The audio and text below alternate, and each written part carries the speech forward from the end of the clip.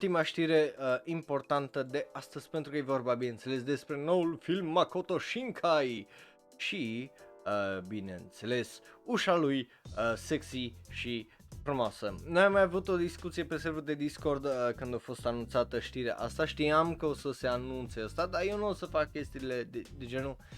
Dragilor, azi la Show Live vorbim despre faptul că mâine se anunță că peste 6 luni se anunță filmul, right? Și nici nu o să vorbim nici azi era o știre, I guess, că vedeți că pe data de 18 o să fie Anime Festa și o să se anunțe Jujutsu Kaisen și Chainsaw Man și și nu. N-are rost să vorbim despre chestii care o să anunțe în viitor. Când o să anunțe o să vorbim despre ele. Până atunci n-are rost să vorbim despre ele, right? So, tocmai de asta am așteptat și uite că am primit această știre de la Makoto Shinkai, faptul că și-au anunțat că următorul film se numește Suzume no Tojimari, iar ne-au dat acel visual care îl vedeți și voi acolo. Obviously, cei de la Toho au anunțat chestia asta și așa mai departe și ne-au dat niște detalii legate de film, pentru că e vorba despre o tipă numită Suzume, because of course it is, are 17 ani, because of course she has 17 ani, care trăiește în Kyushu, of course trăiește în fucking Kyushu, care descoperă o ușă cu ajutorul unui băiat. Honestly, what? Te duc la Dedeman, vrei să vezi uși? Păi acolo e ușă, păi acolo e încă ușă, mai am o ușă acolo, mai am o ușă. Am atâtea uși, am vreo 5 uși, am prea multe uși. Vrei să mai descoperi uși cu mine? Hai să mergem la Dedeman, merg la Leroy Merlin că iau altfel de uși, merg la Brico Depot dacă vrei după aia că iau altfel de uși. Sunt aceleași uși numai cu alte nume ca să fie uși. Cum adică descoperă o ușă împreună cu un tip? What? Ce descrie lui pula mea e aia? Ikea nu prea are uși ca lumea, doar uși de interior. Dacă tip, uite, ușa asta e în exterior, clar, right? Ușa de exterior trebuie să fie metalică, trebuie să aibă 7 de alea sau na, nu? Sau n-ai uși. În Japonia, în Kyushu, nu există uși și e prima oară tipa asta care vede o ușă.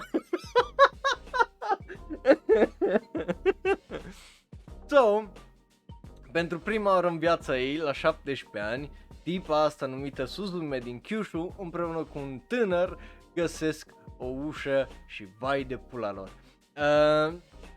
Odată ce deschid ușa, obviously ei află că ușile se pot deschide, dar faptul că just apar mai multe uși prin Japonia, what?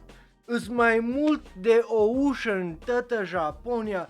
Nu există cum să fie mai mult de o ușă în toată Japonia.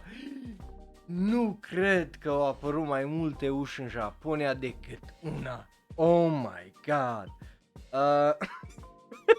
Yeah. Suzume. Da, the type of girl care trece prin păreți înainte. So, obviously, că acele uși aduc dezastre și, ghinion. Pentru că, bineînțeles, și eu dacă îi să deschid ușa de la, cum îi zice, de la intrare de la apartament, să o las deschisă, probabil o să invit o droaie de dezastre și ghinion pe ușă, nu? Oh my god!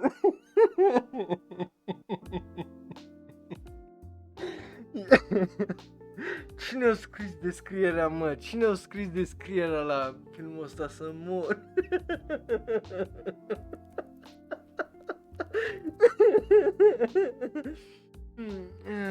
Mă aștept ca ultima propoziție să fie și apa e udă sau ceva. Just Oh my god. Anyway.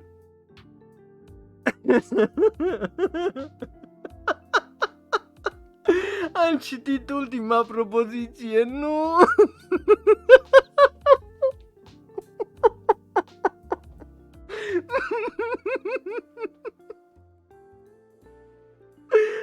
Cum e? Oh my god!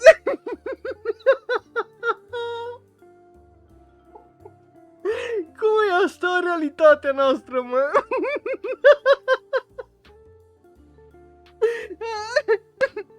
Oh my god!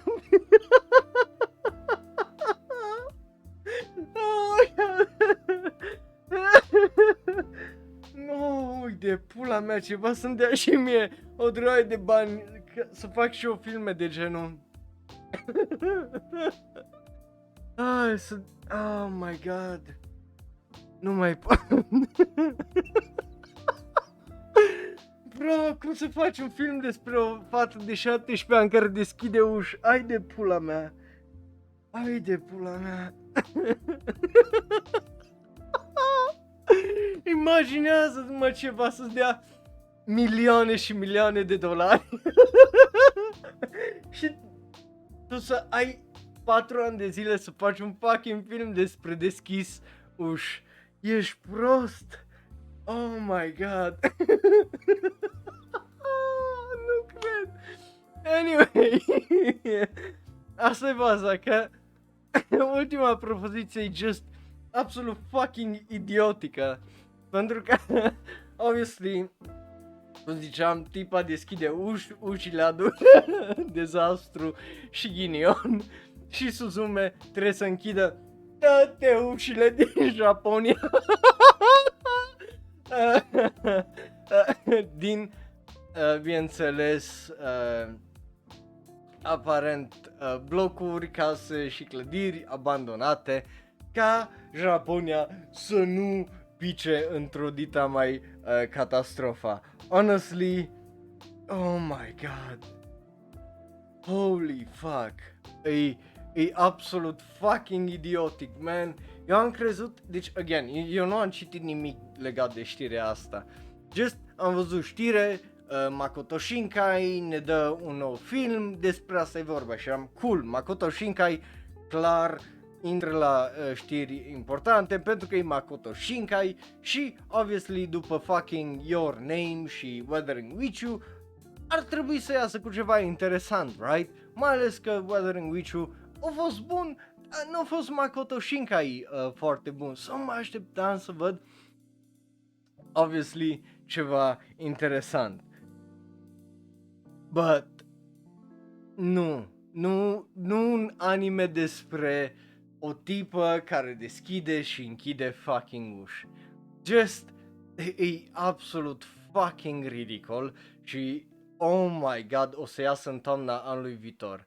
Just, e fucking ridicol rău, e extraordinar de ridicol. Obviously, cine a jucat-o pe tipa din Your Name și Weathering With You să întoarce în pula mea să joace pe Suzume, cause of course, și o draie și tipul care l-a jucat pe tipul din Your Name și Weathering With You să întoarce, cause of course se întoarce o draie de alte stuff din pe care au mai lucrat cu fucking Makoto Shinkai. Just, e fucking idiotic. Și el mai zice pe Twitter că e un modern adventure story. Fuck you, man. Modern adventure story nu-i despre închis și deschis uși. Let's face it. Ai încercat să faci aici efectiv ceva big brain și ți-a ieșit o beșină și un căcat. Asta mi se pare mie că o să fie. Eu, cum v-am zis și pe serverul de Discord când am avut discuția, bro, mie mi se pare că Makoto Shinkai de la Your Name încoace încearcă să refacă Your Name numai altfel. Gen, eu cred că el merge la studiourile astea anime și la producători și le zice Your Name numai că și ai altă chestie supernaturală. Fă altceva. Dă-mi altceva în pula mea. Uite-te la filmele lui de dinainte de asta. Paradigm zicea că da, avea o temă de dragoste, singurătate, anxietate și chestii, da, aveau temele alea, da, absolut aveau temele alea, dar 5 cm per second comparat cu Garden of Words, comparat cu Your Name, sunt 3 filme distinct diferite și poți să vezi chestia asta, la fel cu primului film, la fel cu asta, cele 3 exemple date aici sunt distinct diferite, right? So, e just, what the fuck are you doing, man? Ce mai faci? Ce pula calului o să devină cariera ta? I get it, presiune, următorul fucking Hayao Miyazaki, whatever i s-o zis după Your Name, but let's face it, Weathering with You a fost un film extraordinar de wow și având în vedere descrierea asta absolut cretină la filmul ăsta, pentru că îi cretină, să râzi 20 de minute la o descriere de un anime, eu n-am râs până acum. E just, what the fuck, man? Zici că ești un copil din liceu care ai dat de bani și faimă și așa mai departe, nu un om de 30 de ani care o lucrat de 15 ani în fucking animație, right? So, nu, efectiv, I have no fucking clue ce pula mea se întâmplă. De ce? Asta e just, nu, I don't get it. Just, I don't fucking get it anymore, sincer.